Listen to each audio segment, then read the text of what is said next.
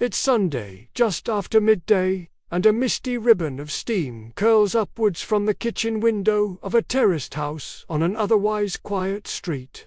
Out in the neighbourhood, the bells from St. Mary's echo faintly, their peal lost amongst the squeal of a milk float, making its late morning rounds, and the rattle of someone wheeling home the last potatoes from the corner shop. Through a front door swollen with rain and time, the familiar welcoming scent of roasting beef and crisping potatoes seeps out into the grey air, the surest sign that Sunday in post-war England is still sacred in its own way. Inside, a grandmother dusts a battered copy of the Radio Times before settling it on the arm of her chair. Reading glasses perched on the bridge of her nose, she pauses to listen for the hiss and clang of pans in the kitchen, where her daughter is basting a joint, hands shiny with beef fat and flour. The children shoelaces untied and knees flecked with mud from the Wrexham dart between the living room and hallway, trailing whiffs of cut grass and schoolboy mischief. In the background, the wireless murmurs a cricket score, its gentle cadence gliding over the pop and fizz of Sunday lunch in full swing. This, for so many families through the second half of the 20th century, is the weekly heartbeat, the ritual of the Sunday roast. The logistics of the meal are a ballet performed anew each week. The potatoes, peeled and salted by nimble fingers, sizzle gently in the oven's bottom shelf, their edges turning gold beside a tray of parsnips. A heavy-handled blue teapot waits patiently for its moment on the hob, its insides seasoned by decades of loose-leaf PG tips. The best tablecloth is shaken out and laid with quiet ceremony, smoothed by hands that remember shortages and ration books. Silverware, still faintly tarnished from an older time, catches the watery winter light. There, S&R Taven, a cheerfulness in the hustle, running out for forgotten mint sauce before the shops shut, or negotiating the fragile truce between who gets the first slice of crunchy Yorkshire pudding. Venture outside, along rows of pebble-dashed semis, and you'll see that the ritual's reach is almost universal. Fat, pillar-box red buses trundle down high streets that are still sleepy in the afternoon, their drivers finishing a flask of tea with crusty corned beef sandwiches packed for a short mid-shift break. At the nearest corner shop, an enterprising proprietor sweeps the stoop, while neighborhood kids, earned pennies from returning empty lemonade bottles, mull over which lions made lolly to choose after their dinner. By 2 o'clock, the world seems to pause as families withdraw behind net curtains, and even the pubs hush for the sacred midday hours. The smell of gravy beef, lamb, or pork clings to the air, mingling with coal smoke from fireplace grates and a whiff of detergent from freshly boiled sheets. For those who grew up in the 1960s and 70s, the roast itself was both constant and quietly evolving. On the telly, adverts for Bisto and Paxo promised to make every dinner a special one. Schoolboys' arms, still scrubbed pink after Saturday's match, were pressed into service as carrot pillars at the table. The food arrived in heavy dishes, brisket or chicken, perhaps a Mr. Kipling tart for afters, if there'd been enough pocket money to warrant the treat. Smartly dressed uncles and aunties, with hair lacquered and moustaches clipped, passed round the mashed swede and sticky red currant jelly, while younger sisters covertly swapped a fistful of peas for a sliver of roast beneath the sweep of a parent. Escays, outside, wind might buffet the glass, but within, the table was a fortress, an unspoken agreement to exchange gossip, comfort, and the week's small victories. Sometimes, the roast shared center stage with family news. It was where accounts and dreams were tallied over thick slices of bread, where exam grades slipped quietly onto the agenda between seconds helpings. Grandad might recall pre-decimal coins, or how he DQ'd in long lines at the Cop for an extra ration during the war. In the heavier years of strikes and blackouts, candles would be placed on the sideboard and a single gas ring would have to suffice. Yet still, a smaller joint would be stretched to feed the lot. Stories filtered through the steam of greens and the passage of the gravy boat. Neighbours who moved away. Weddings planned, births celebrated. For some, the meal was so much more than food that, amid uncertain politics and mounting bills, unity was possible within these four walls. Gradually, this national ritual began to change. The rise of supermarkets and convenience foods brought freezer meals and ready-made gravies, while the spread of television through front rooms provided rival entertainment to the argument over who wash up. Work patterns shifted, with more parents clocking in on odd or unsociable hours, and families increasingly scattered, sometimes a world apart, sometimes only a bus ride. The clang of church bells faded as pews emptied, and corner shops gave ground to shiny new malls. Sunday trading laws eased, and a creeping quiet gave way to traffic. Chain stores, and sometimes, for some, the hum of a microwaved lunch instead of roast lamb's warmth. Yet, for those who carry the memory, the Sunday roast endures as more than just a meal. It is a collage of smells and sounds, gritty with remembered laughter. It's the pattern of a threadbare tablecloth, the shine of a battered teapot, the temps of Coleman's mustard on roast beef, hands darting across gravy boat rivers to claim the last crispy bit. It is family, held together with floury hands and gravy-splashed aprons, forming constellations around a battered formica table or the sacred dining room suite, saved up for through seasons of Green Shield stamps. Even as times have shifted, the essence of those afternoons' comfort and kinship, woven through with roast potatoes and shared stories, lingers just beneath the skin. Perhaps the truest loss is the passing of a shared pause. A day set aside for gathering in and looking outward, hearts full and stomachs just as surely filled. But every time someone lifts a gravy-slicked fork or scrapes the last of the carrots from a chipped serving dish, they kindle a quiet connection to all those Sundays gone by, a link far too precious to let slip entirely from memory. What about you? Did your family have a signature roast, a treasured tablecloth, or a Sunday ritual all its own? Share. It's just after dawn on a slate-grey Monday in 1958, and the back lanes behind rows of terraced houses are already pulsing with quiet energy. Damp linen, cool to the touch, is hoisted with care onto sagging washing lines that snake from garden gate to coal shed. All along the stretch there's the rhythmic smack of wet sheets flapping in a brisk English breeze, mingled with the unmistakable scent of carbolic soap and fresh grass as washing day unfolds in 1,000 tiny rituals across post-war Britain. Before breakfast kettles have even whistled, the day sets its own gentle tempo. Women in floral pinnies and faded headscarves pick their way between the mossy flagstones, balancing enamel basins heavy with steaming clothes. The wash has simmered since early morning on twin-tub machines in kitchens no larger than modest cupboards, or perhaps in the reassuring clatter of a mangle squeezed beside the back door.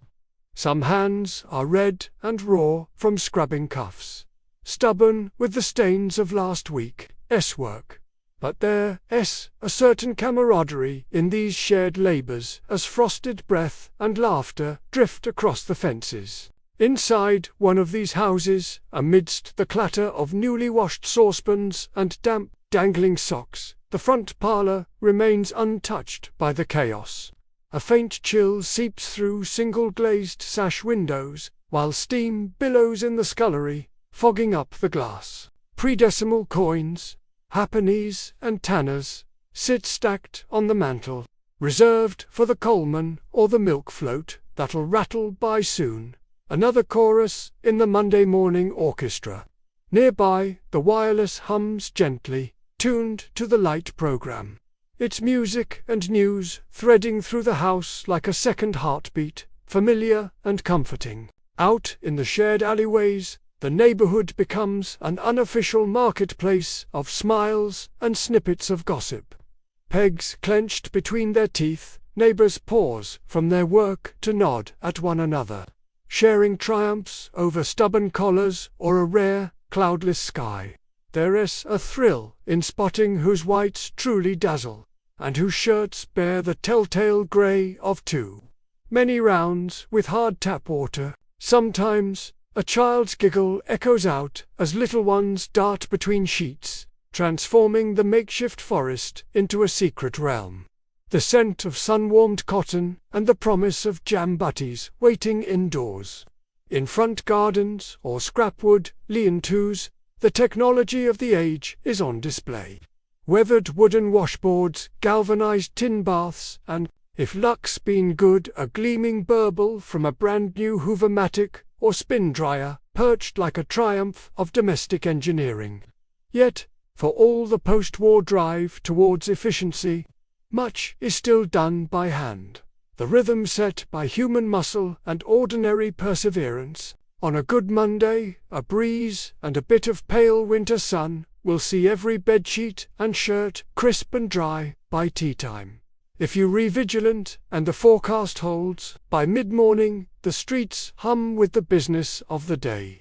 In the backdrop, blue-grey smoke curls from chimney pots, mingling with the scent of drying linen. The chip shop opens its shutters, promising newspaper-wrapped sixpence suppers later, while the postman cycles between doorsteps, cap askew. Over the low wall, Mrs. Green from number 14 cheerfully shouts advice about bicarbonate of soda for that awful stain. On corners, there's the metallic whir from a distant milk float. The driver tipping his cap as he rounds the bend, glass bottles clinking in their wire rack. Off the main road, the corner shop, its windows fogged with condensation, displays neat crates of Omo and Rinso, beside jars of lemon sherbets and brightly packed lions made ice lollies, a whole pageant of post-war consumer color lining the shelves. Monday in these neighborhoods is not just a sequence of chores, but a rite observed by nearly every family in almost every street. A unity forms in small things, matching pegs borrowed over the fence, shared worries about the chance of rain, laughter spilling from washing lines knotted with stories and soap. Washing day becomes an impromptu gathering, a brief, precious reclaiming of time and purpose after the shadowy years of rationing and austerity. Even the break for a cuppa carries the taste of communal relief. Hands wrapped around chipped mugs, and a moment's pride in orderly towels catching the sunlight. By late afternoon, the drama gently winds down. Clouds gathers across the rooftops, and there's a race to pull in the last of the fluttering shirts before a downpour undoes all that effort. Kids spill home, trailing the ghost of the outdoors, cheeks ruddy, shoes muddy, wet washing strays indoors, now draped over clothes, horses behind open oven doors, or the rails of an acre, its residual scent tangling with the simmer of Monday's stew. The day's soundtrack ebbs. No more creak and snap of pegs, but instead the hush of quiet houses winding down, the heavy contentment of clean air. Order restored, and another week set out, freshly pressed. Through the years the shared spectacle of washing days would begin to fade. First with the arrival of automatic washing machines that needed less muscle, and then as more households stretched into the luxury of tumble dryers that banished the weather's tyranny altogether. New rhythms overtook old routines. Women entered the workplace in larger numbers. The midday drop-in became rarer. The high street lured with fitted carpets and duvets that needed no airing. Front gardens were tidied, shed lines disused, and neighbors grew quieter behind closed windows. Yet, Ask anyone who lived through those decades, and the memory stays sharp as starch. The flash of white cotton in spring sunlight, the perfume of sun-cured towels, and the neighbourly knot of Monday's ordinary, extraordinary togetherness.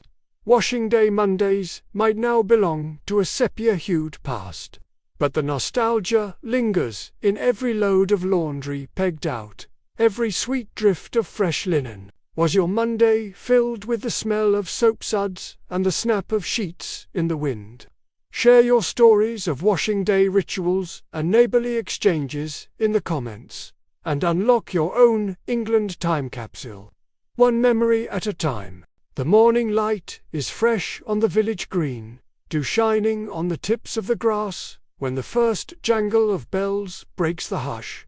Before the sun has quite climbed past the church spire, broad sashes and ribbons flutter into view, and already there's the faint, rhythmic thud of stick-on-stick ancient wood striking ancient wood, echoing across the cobblestones. The air smells of cut grass and the yeasty hum from the nearby bakery.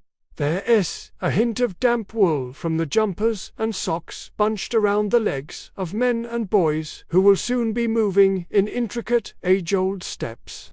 If you grew up in an English village between the war years and the newness of the 1970s, chances are you'd not have gone long before stumbling across the Morris Mendo back then.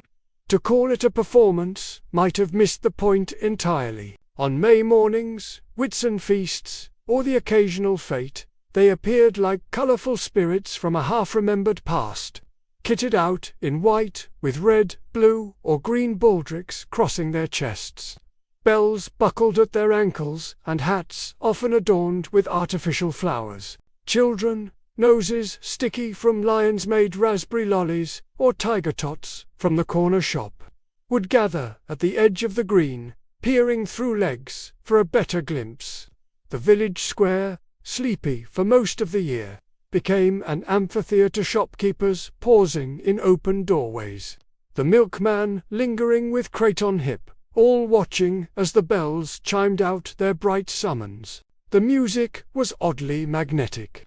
Not the refined airs of church or the smooth pop crooning from tinny transistor radios, but the robust, earthy sound of a melodeon.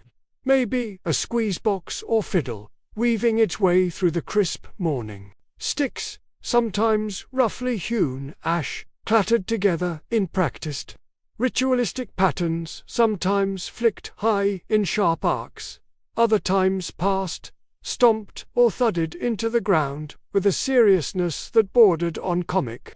There was an energy to it all. The echoing slap of hobnailed shoes, a shout let out. Into the blue the ripple of applause as the dancers, flushed and laughing, filed away to the pub for their reward, perhaps a pint drawn from the barrel at the snug backroom of a local retina-piercing sunshine streaming across the old brewery mirror. For the dancers themselves, to don the white trousers wasn't just to dress up for the village's amusement. It meant stepping into a river of tradition hundreds of years deep. Some sides had their origins, or so it was said, in the medieval guilds, or tied to the cyclical turning of the farming year, though in truth, every village, every team, seemed to have their own proud, half-fanciful origin story. In our post-war age, with its drift to new estates and the quiet disappearance of market days, such rituals took on new importance. There's a photograph curled at the edge now of a group by the horse trough just outside the Red Lion. A peculiar assembly of schoolmasters, postmen, and the butcher's apprentice, all grinning. Despite the drizzle, the tassels on their baldricks flecked with rain. It's this sense of togetherness, of yoked purpose, that stands out the dance, drawing odd corners of the community together for a morning, tethered by rhythm and history. Village festivals brought out other signs of the old agrarian pastorables for lumpy homemade jams and cakes under proud cellophane. Tombolas full of mismatched soap sets and packs of tea, tennis played amidst the scent of new-mown hay. But it was the arrival of the Morris men that signalled the pulse of something very old still persisting, even as the modern world crept inevitably closer. In the years as decimalisation replaced shillings and florins, and when high streets lost their horse brasses for chain shops and neon, Morris dancing carried with it a thread connecting back to an England of harvest suppers and maypole garlands. Small boys would sometimes dare to sneak a bell home, stashed in the pocket of their short trousers, a secret token, clinking dully from an older time. There were quirks and superstitions to the day as well. Some dancers swore the rain would hold off for at least one dance, no matter the forecast. The oldest among them frowned at anyone stepping onto the green with black shoes, claiming it brought bad luck. And the Morris men needed luck, for recruitment could be tricky. The lure of the new football leagues, telly, and later on, the near-constant presence of cassette players and top 40 on radio, made it harder for young lads to see the magic in the slow, deliberate stepping out of hands and sticks. The arrival of mass media seemed, for a while, poised to drown out the sound of the bells. Yet, each summer, a few would be coaxed into trying, learning the patterns in draughty church halls, laughing at missteps and ancient jokes, and emerging into the light with that same self-conscious pride their fathers had worn. By the late 1980s, Morris dancing had become something more unusual, its regularity fading outside of certain agricultural shows or summer fairs. The kitsch of the era's theme pubs and unmixed counters at Woolworths was less likely to sit comfortably next to the slow, ritualistic pageantry of the Morris. Some considered it a curiosity, smiling indulgently or rolling their eyes as the bells passed by. Yet, for those who remembered or who kept the tradition flickering, there was still something quietly enchanting about a village. Morning stilled by the rhythmic pause and echo of the sticks about the way people gathered without organizing on social media or setting smartphone reminders, but simply drifting as if called by something both rooted in place and endlessly old. In reflecting on the Morris dancers' place in village life, it's easy to feel a pang for what's slipped away. At its heart, the dance was never just for show. It was a moment when the boundaries between neighbours blurred, and the act of marking time together, however awkward or muddy, made the village a village, not just a cluster of houses. In fields where children once chased each other with whittled willow whips and the scent of warm toffee apples mingled with dawn grass, the Morris men stitched together fragments of identity, belonging, and gentle rebellion against the blandness of the modern. The dance, in all its idiosyncrasy, was a sort of anchor. As England slid further into the digital age, these jangling, "There's a hush before the sun lifts its head over the rooftops," a blue-grey quiet broken by the crunch of tires over damp tarmac. Somewhere in the distance, a rattle of bottles and a soft click of cast iron, the milkman is starting his rounds. In the pale wash of early morning, the glow from terrace windows turns golden and warm, and the world feels briefly as gentle as the clink of glass left on the doorstep. This is 1963, and the day properly begins not with the shrill ring of an alarm, but with the promise of fresh milk cold from the dairy, bubbling with a tuft of cream beneath its silver cap. Long before cartons lined the chiller cabinets of supermarkets, the British day revolved around the milkman's delivery. Wrapped in a woolen jumper and cap against cutting early morning air, he glides his electric milk float down narrow lanes, its low worry as familiar as the birdsong. Every household on his route knows the sounds. Mall faces peek behind lace curtains, eager for a glimpse of him hoisting wire baskets brimming with quart and pint bottles, solid and satisfyingly heavy. Even the dog, sprawled sleepily on the hall mat, pricks up its ears at the gentle parade outside. Post-war Britain, with its bombed-out scars and new estates, binds itself together in rituals like this. Neighbours exchange brisk nods and news as they collect their bottles, still beaded with dew. For housewives, the morning milk round is a quiet lifeline. Beyond mere necessity, it's the first thread that stitches the household into the fabric of its community. Along Bow Street in a Midlands town, you'd see Mrs. Evans opening her green-painted door, wrapping her cardigan closer against the chill, tapping a couple of coppers into an empty bottle. The milkman, his boots always a little muddy from short-cutting across gardens, offers a smile and a brief word. Sometimes a few eggs or a pat of butter tucked beneath his arm. A chalkboard by the door signals her next day's order. An understated transaction in pre-decimal shillings and pence that would carry on, almost unchanged, for decades. Children know the milkman for more than milk. On summer holidays, their ears are tuned sharply to the float's approach, because it often means a treat. Little bottles of sterilized milk for school, or, if business is booming, a Lion's-made iced lolly tucked away in an old canvas cooler. The clinking glass, the icy hiss as the bottle opener snaps the cap, the faint mineral scent of cold milk, they are tiny, cherished signposts in childhood's calendar. For many, it marks the beginning of the day before the bus conductor's bell, before the prom is wheeled to the local corner shop for a loaf or half a pound of bacon, and well before parents set off for work in their blue Rover or up to the new factory estate. Behind all this is the slow ritual of the dairyman. At the edge of town, the early morning mist lies thick over the dairy's tiled yard as uniformed men load bottle crates onto battered floats, bantering softly, their laughter echoing off the brick walls. Glass bottles washed, sterilized, refilled move in a circle of use and renewal.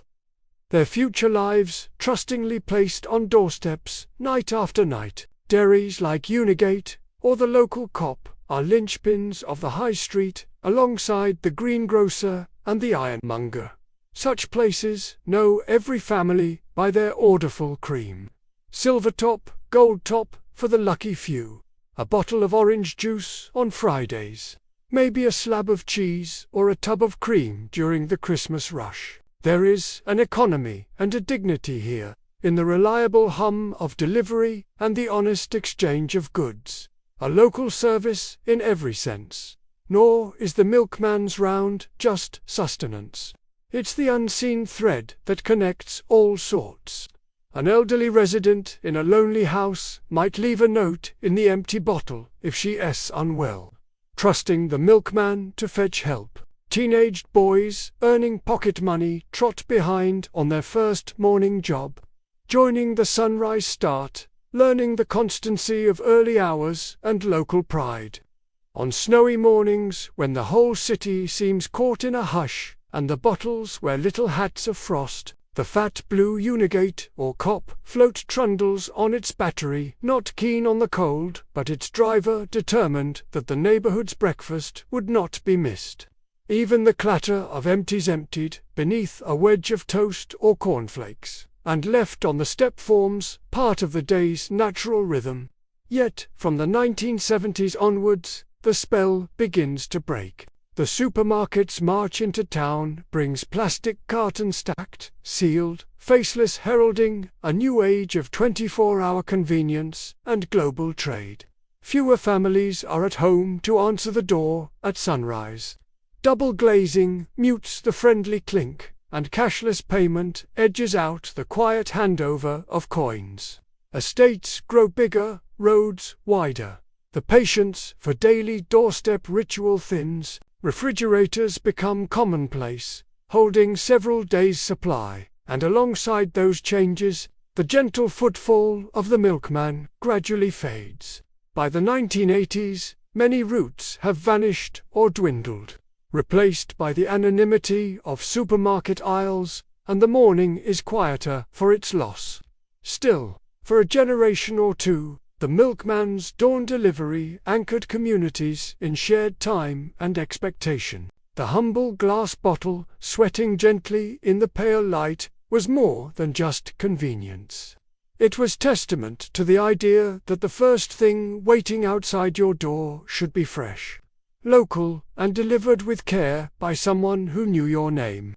It stitched together streets and estates and villages, serving not just milk, but a sense of place and neighborliness that's far harder to bottle. Perhaps you remember the thrill of racing to the door for the day's first splash of cold milk, the rattle of empties ready for collection, or the comforting sight of the milk float nosing down your street at break of day. Let us know your memories down in the comments. What did the milkman's visit mean to you, and how did it make your mornings special? On a pale April morning in the late 1960s, sunlight slices through last night's dew, glinting off small brass buckles and patent shoes as children gather on the edge of the village green. Their laughter tumbles across the fresh grass, chasing away the last, lingering chill of winter. In the center, proud as anything, stands the maypole anchored in its patch of trampled earth, bearing the riotous optimism of spring in a bouquet of long, fluttering ribbons.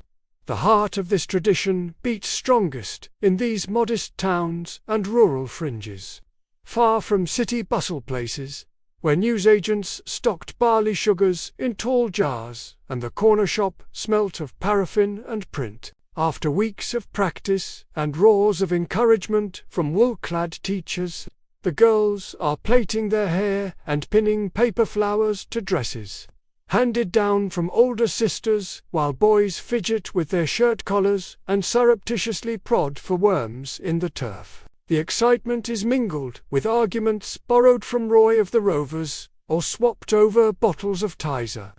But when the first bar of the concertina sounds, there's focus, the sort that only comes from the promise of applause, and afterwards a slice of squashed Battenberg. The ribbons themselves, pink, blue, gold, green, have been hauled from tin trunks stored under the village hall stage, stiff with age and a little musty, but bright enough to outshine the hedgerows.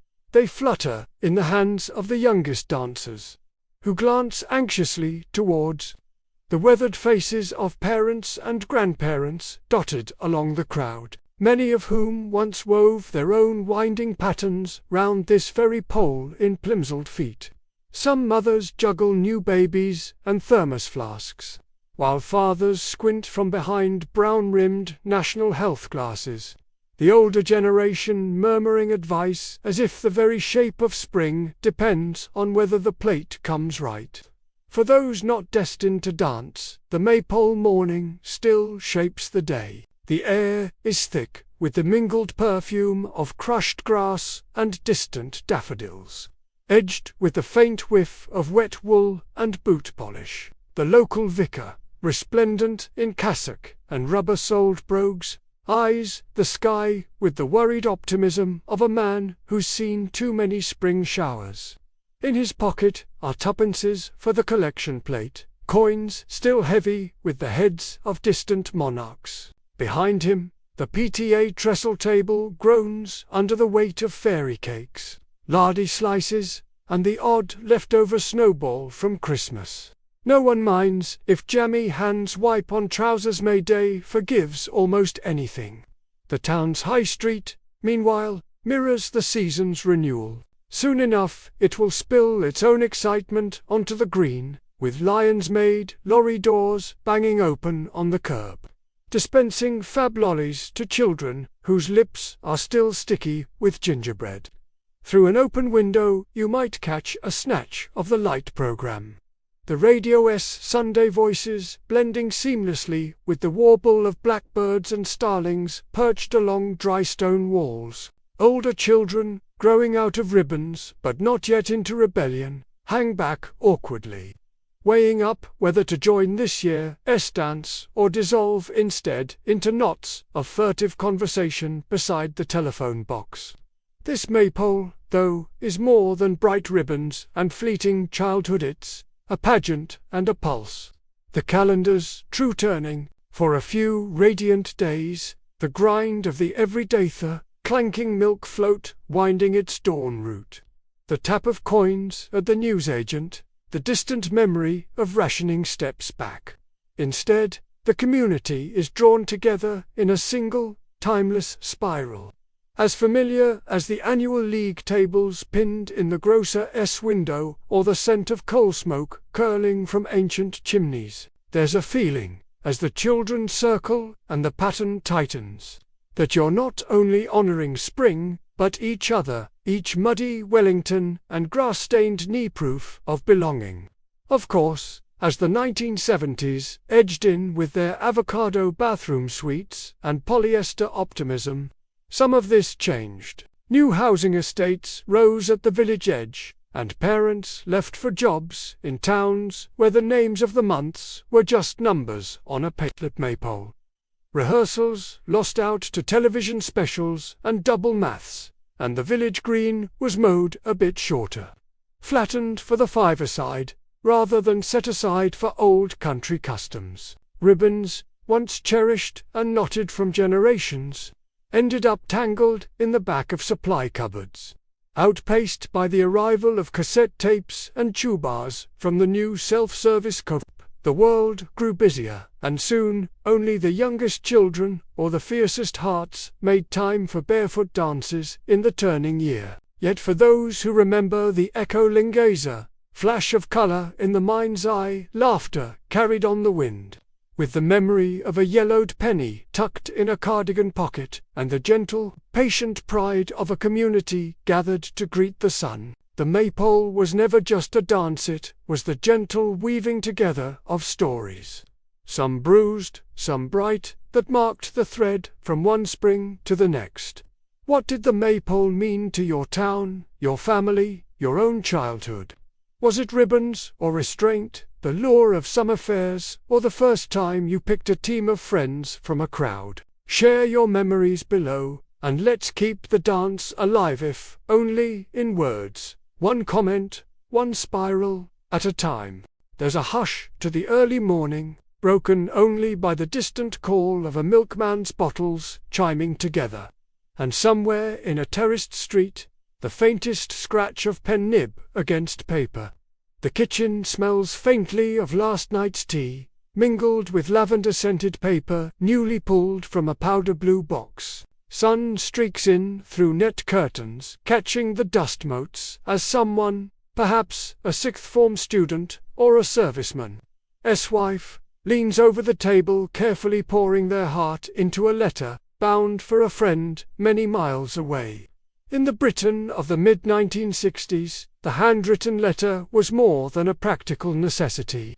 It was ritual, connection, and quiet artistry, all folded and stamped. Picture a box of stationer's sheets from the local newsagent, creamy and brittle, edged, often lightly perfumed.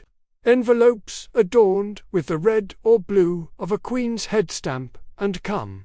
Birthdays, a padded gone sparkly card from Woolworths, nestled amongst the bills on the doormat. This was a time before the phone was ever present and long-distance calls, straining the party line, were something of an event, saved for bad news or grand announcements. For all other missives of love or cheer, or even just a thread of the everyday, it was the letter that made its unhurried journey by train and postman's bike. Imagine now a bedroom tucked beneath an ancient slate roof in Derbyshire, where a teenage girl sits cross-legged on a candy-striped bedspread, writing to a pen pal she's never met from Southend-on-Sea. She describes the new boots, counter lipstick shade, coral lush, and how her school trip to Chatsworth ended with lemon curd sandwiches eaten in the rain. She slides a pressed bluebell in with her note, knowing that the scent and careful folds say just as much as her words. Her letter, when it lands on a doormat over 100 miles away, carries more than news. It's a piece of home of her own hand, bridging the stretch between rolling hills and the briny air of the Essex coast. Somewhere else, in a smoky northern miner's terrace, an aging grandmother composes her weekly news to her brother in Cardiff.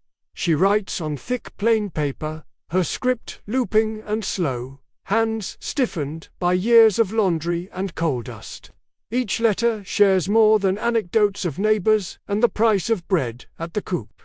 She tucks a 10-bob note in for the rainy day jar, proof of family duty and the old ways of sharing. These letters were a living chronicle, faithfully stored in biscuit tins or bedroom drawers, binding together individuals whose day-to-day worlds had been pulled apart by migration, war, or simple necessity. For young sweethearts separated by national service, the air letter form, thin blue sheets that folded ingeniously into their own envelope, was a lifeline. Each week, over tea and rich tea biscuits, a young woman might read the last notes, careful recounting of barracks food, football scores, or promise of a December dance. In return, her letters bore lipstick-kiss marks, hidden inside the crease, and tales of the goings-on at the local palais, and the new Beatles single heard on the Light programme, drawing laughter or longing across the miles. Their correspondence played out in the pauses between the envelope's arrival and the next hurried reply. A slow-motion courtship built on ink and patience. Even children, not yet tangled up in the grown-up world, would find excitement at the sight of mini envelopes slipped under their bedroom door. For birthday parties or scout camp reminders, a bright woolly ballpoint would scrawl out "See you soon," perhaps decorated with stickers cut from the back page of a Bunty comic, all misspelled and messy. These letters were often less about formality, more about fun, but they were proudly stacked, tied with string, and cherished in a shoebox beneath the bed, a secret archive of friendship and the thrill of something addressed only to you. The postman himself was a familiar face, a figure at the very heart of this steady network. Clad in navy serge, cycling briskly down leafy avenues or along rain-lashed high streets, he was the daily custodian of news, hope, and connection. The whir of his bicycle dynamo and the thunk of letters on the mat were the reassuring soundtrack to each morning, a mundane but magical promise that someone, somewhere, was thinking of you. There were rare mornings when the letters arrived, spattered with rain, or smelling faintly of pipe tobacco. But each bore its own distinctive mark, the telltale slant of an uncle's hurried writing, or the neat, looping script of a friend's carefully practiced penmanship. Behind all these letters stood the landscape of pen and ink, sturdy Parker pens or cheerful Bic biros, ink blocks and blotters, the sweet tang of blue fountain pens in school satchels. Postage stamps were licked and pressed down, a satisfying tactile action, before letters were slid into the red pillar box on every street corner.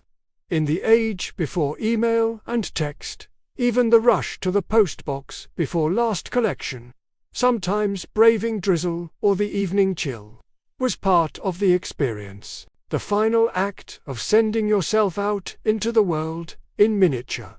With time, the nature of these connections changed. By the late 70s, telephones became more common, although rarely installed in the hallway without careful savings or standing orders. Eventually, public call boxes and later, home extensions meant quicker words for some, but many still preferred the long, thoughtful missive, the physical keepsake to be thumbed through decades on. Yet habits shifted. Cheap flights, color television, the bustle of new high street chains from Habitat to Our Price, and cassette tapes now zipped between friends instead of letters, their jouncy voices and mixtapes capturing what ink once did. The art of letter writing began to give way, outpaced by the instant. But for a long generation, those written words, shaped on scented paper in lonely kitchens or under star-patterned duvets, remained the lifeblood of everyday friendship. Handwritten letters were more than mere communication. They were tender proof of effort and care. Patient love stories and daily chronicles, kept safe in boxes or pressed flat in old books. They stretched the thread of friendship across city and countryside, a flutter of hope and home delivered right through the letterbox, week by week, wind or shine, as the world sped up and handwriting faded into the background. These letters became something rarer, a slow-growing memory, a personal time capsule sealed with each careful signature. If you ever received a letter, beneath the copper-gold canopy of horse-chestnut trees, the air bristles with anticipation. Sunlight flickers through autumn leaves onto the scuffed tarmac of the primary school playground, where clusters of children hunch over lengths of string and prized. Burnished Conkers their breath, hanging in the chill as a new champion readies to be crowned. The distant hum of a milk float fades as the playground erupts in cheers and groans, echoing off red brick walls, while somewhere a whistle signals the start of another lunchtime match. It is the autumn of 1977. Another year in an era when the echoes of older England still linger beneath the everyday. At the corner of the playground, Ronnie, in scuffed clerk's sandals and a blue gabardine raincoat, jostles with his mates around the chalk-striped battleground, shaking the end of his conker string and blowing gently on his 64er for luck. The conker, gleaming dark brown with a telltale crack along one side, has been soaking in vinegar and baked on the radiator at home. A family secret passed down by his dad. There are whispered rumors that some children cheat with hidden tricks, drilled out holes filled with glue, or conkers aged in the airing cupboard since last autumn. Championship nights mean nimble fingers and keen eyes. Outside Woolworths, you might hear girls comparing haul sizes, their pockets stuffed with glossy conkers scavenged beneath the trees on the edge of the wreck. On Saturday afternoons, the tempo shifts from the schoolyard to Windrush Park, where autumn breezes carry the scent of bonfires and damp leaves. Families wander up the pathways, the clack of sticks and crunch of leaf mulch underfoot marking the change of another season. Here, local children from all corners of the estate, kids with battered blazers and fresh grazes, on their knees gather for the unofficial Conker Championships. At the center of a tight circle, an old biscuit tin rattles with conkers yet to face their fate, and plastic carrier bags bulge with paper-wrapped treasures. The tension is palpable as spectators urge on their chosen heroes. The shouts, 1, 2, 3, smash, ring out over the park, punctuated by gasps as another conker shatters in a spray of broken shell. The winners swagger home with splintered trophies, acclaim, and names whispered reverently until next year's season rolls around.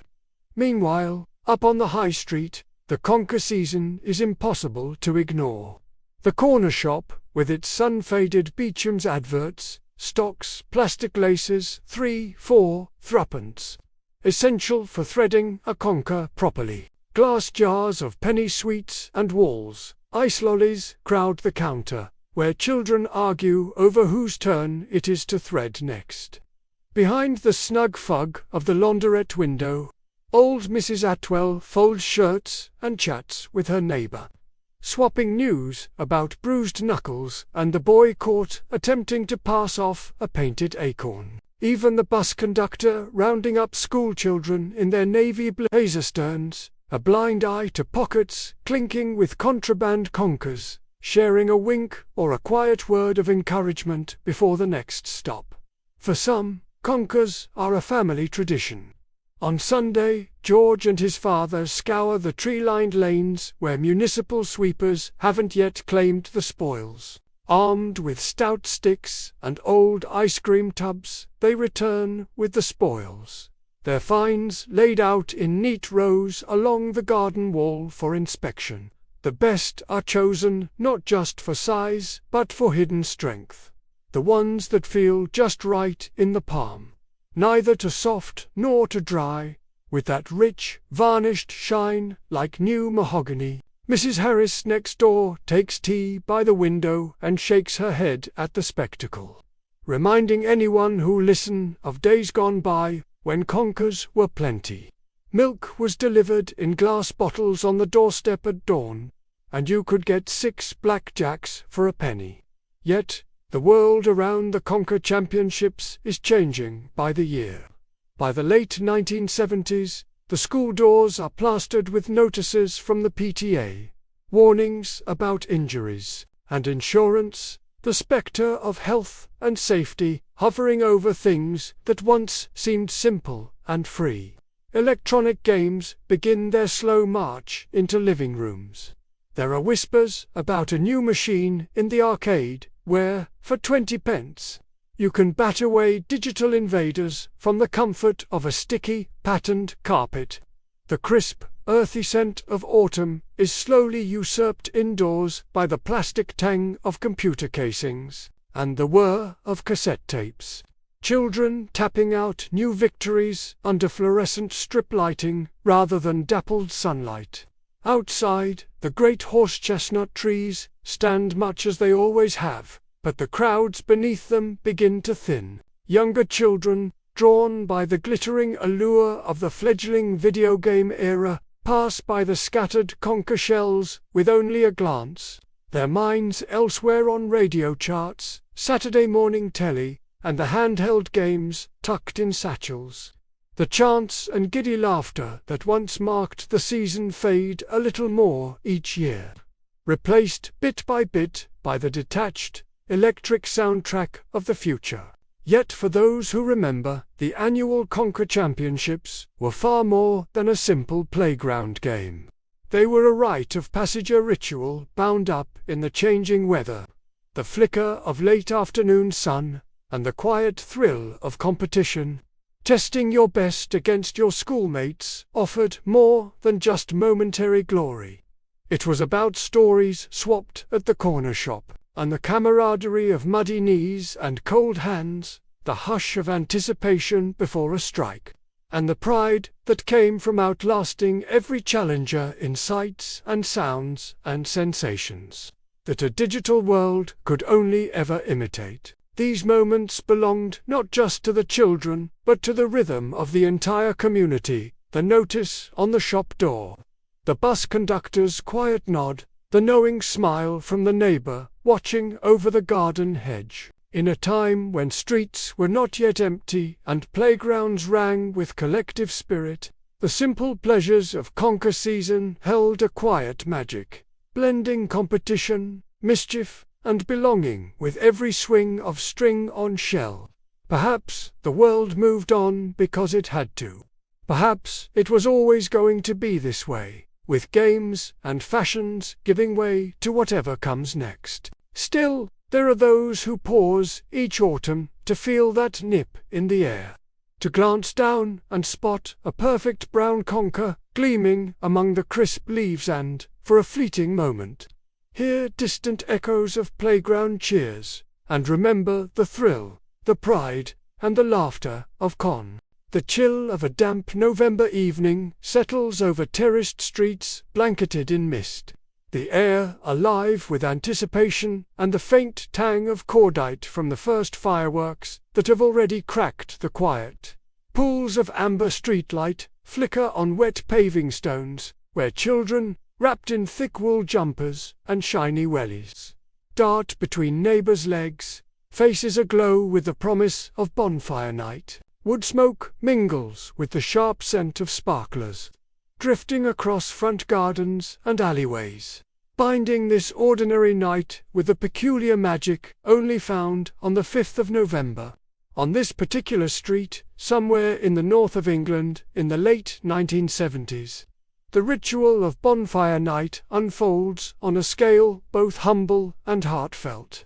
The corner shop has spent the past week selling paper bags of penny sweets and boxes of Brightened and May matches now almost empty after the last dash for toffee apples and parking. At the end of the cul-de-sac, someone's DA decorated an old oil drum with a battered Guy Fawkes effigy, patched together with a cricket jumper to threadbare for another season. Nearby, a clutch of mothers gather round a table draped in an oilcloth, slicing generous portions of homemade parking dark, sticky. The ginger cake wrapped in squares of graceproof paper, still glossy from the syrup. The children elbow for position, faces dusted with crumbs, eyes darting between the bonfire's slow birth and the box of fireworks waiting for later. A gust snaps at banners and scarves, carrying laughter up and over garden fences. The bonfire, laid weeks in the making with old pallets and garden clippings, is now well alight, flames licking the sky, throwing warmth and light onto faces new and familiar. Mr. Jenkins, from number 3, the only one on the street with a proper camera, kneels to capture the moment, the silhouettes illuminated in the flicker, the children's hands grasping sparklers that fizz silver, tracing their names into the night. Flickering embers float upwards, each one another memory rising to join the tally in the sky, with the distant whoosh and thump of municipal displays echoing from the park to streets over. Further along, someone passes round a flask of strong tea, the enamel mug passed from hand to hand, sharing warmth in more ways than one. Grandad Watson, retired from the pit these past 5 years, clears his throat, and recounts tales of bonfire nights gone by, a time when sparks flew from coal braziers instead of garden bonfires, and the penny for the guy money actually bought you a few bobs worth of fireworks from Woolworth. Someone else pipes up, remembering the corner shop's spluttering bonfire potatoes, blackened on the outside but soft and steaming inside, always eaten with cold fingers and a pinch of salt borrowed from the kitchen. Not a gourmet treat, but a tradition that tasted of autumn, even as frost nips at the edges of gloves. The night draws neighbours from their living rooms into the collective comfort of the fire. Mums swap stories as they keep one eye on the little ones, while dads and teens stake out a safe distance for the more ambitious fireworks. Catherine, wheels nailed to the fence, Roman candles nestled in milk bottles, names to conjure with written in the sparking dark. The illicit thrill of jumping back from a noisier banger, the stomach lurch, and the chorus of oohs and ahs as a firework blossoms over the chimneys. All these become part of the street's shared memory, the micro-history of an ordinary place rendered extraordinary, if only for one night. It's easy to forget, looking back, just how much effort went into these gatherings. Weeks of saving up for fireworks, calling round for spare timber, bartering park-in recipes, and sending older kids on errands to fetch marshmallows when the first bag ran out.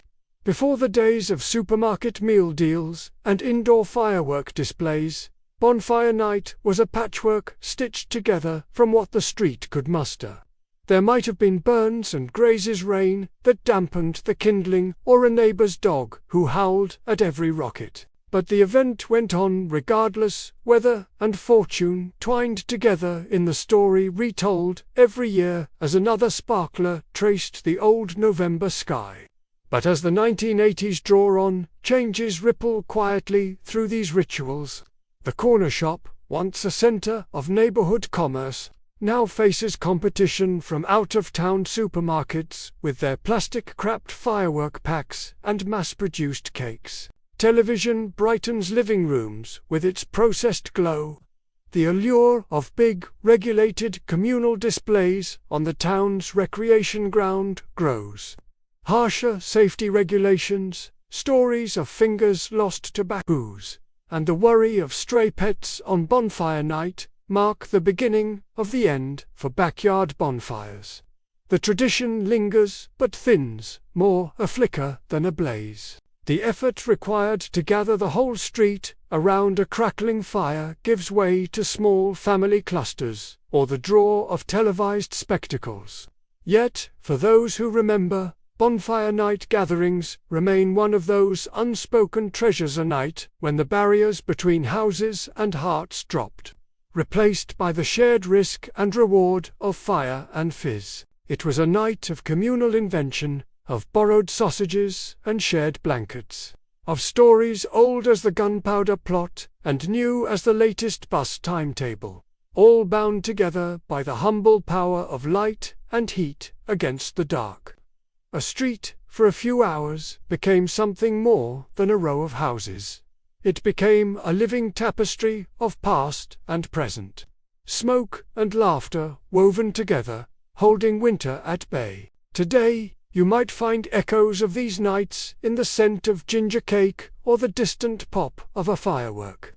But the memory burns brightest in the mind, the warmth, the noise, the patchwork of faces gathered against the cold. If you ever stood on tarmac, still warm from bonfire coals, or shielded your eyes from a rogue rocket as tea cooled in your mug, you know just how much these street gatherings meant. Tell us, did your street have its own bonfire tradition? Was it a Guy Fawkes in the garden, neighbours swapping parkin' recipes, or just the glow of sparklers on a cold November night? Share your memories in the comments below, and keep the sparks of Bonfire Night alive for another generation. It's high summer on an English promenade, the sort of day that seems held together by salty air and the distant clang of a fairground organ. Colourful beach huts line the vista in chipped paintwork, and the familiar screech of gulls hangs above the hush and rush of briny waves.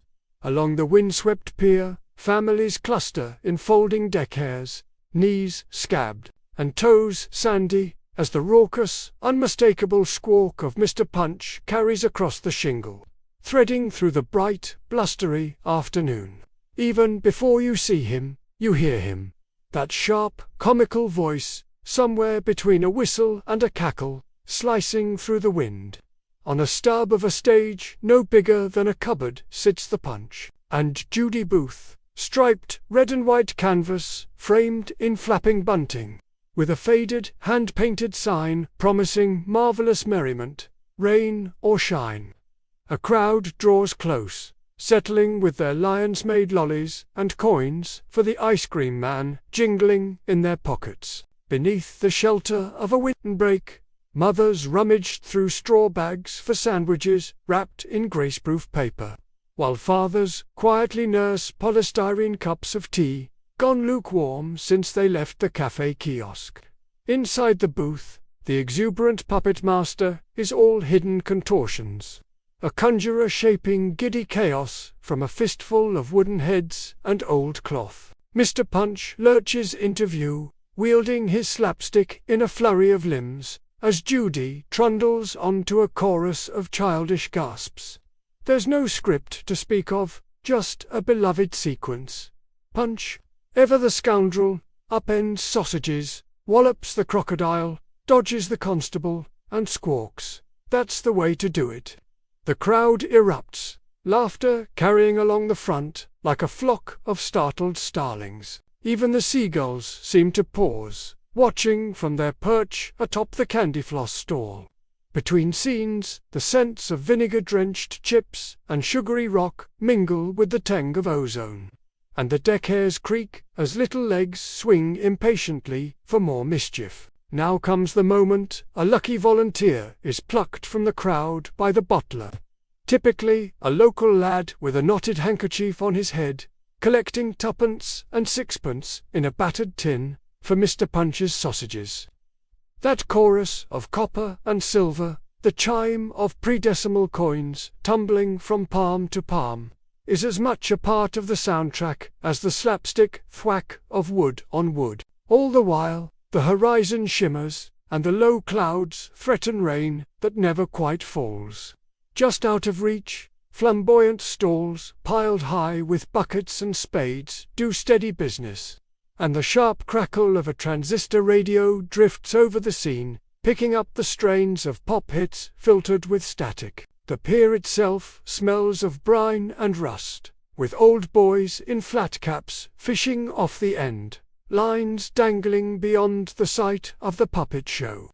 The show has always been here, but so to have the holiday makers, miners' families from the Midlands, city folk from London's inner boroughs, all escaping the grind in a rare week away when a beach hut cost less than a day out at the pictures. By late afternoon, sand is in every sock, noses are tinged with sunburn, and stripes of zinc cream trace cheeks beneath wanky slats.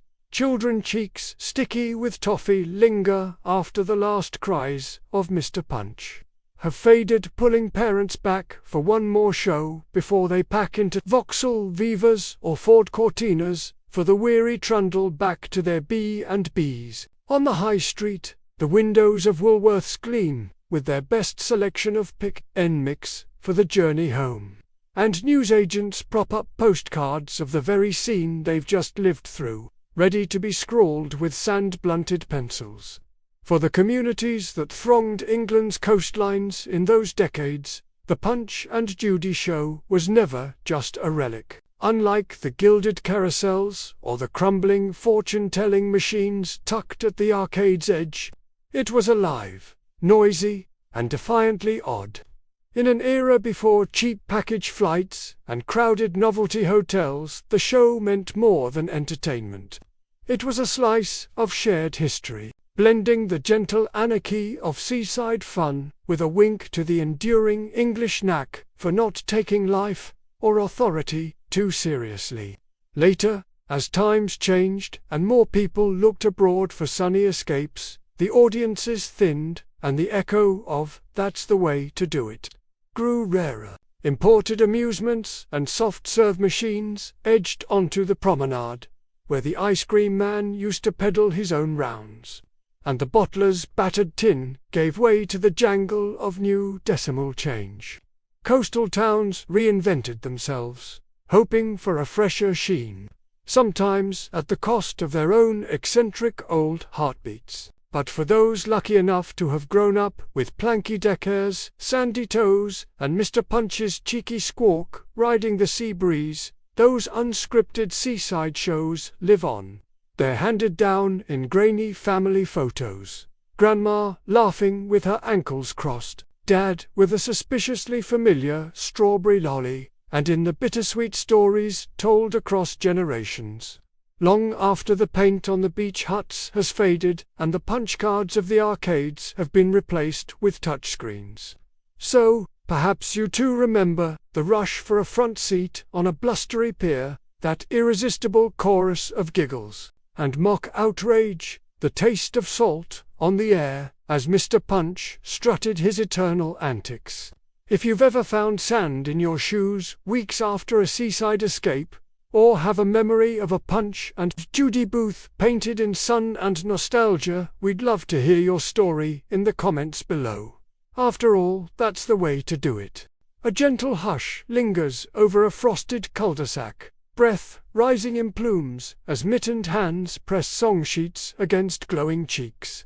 Footsteps crunch through icy puddles, boots and wellies tracing a ribbon of sound past privet hedges and lampposts dusted with December powder. On the air, the mingled scents of coal fires and tinned mince pies drift, while the distinct jangle of coins in a tin hints at a centuries-old tradition wrapped up in the simple joys of a winter night.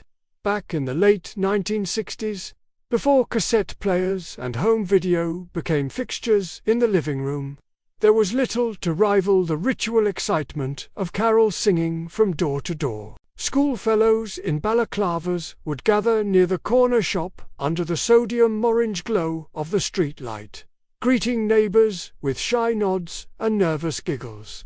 Mothers lent spare scarves, and Dad's cheeks, already red from the cold, checked the time in case the 10 o'clock news should be missed. Pairing off in ragtag ranks, they'd set out along the row of semi-detached lanterns swinging from bicycle handlebars, their choruses the only color in streets otherwise muffled by the season's hush.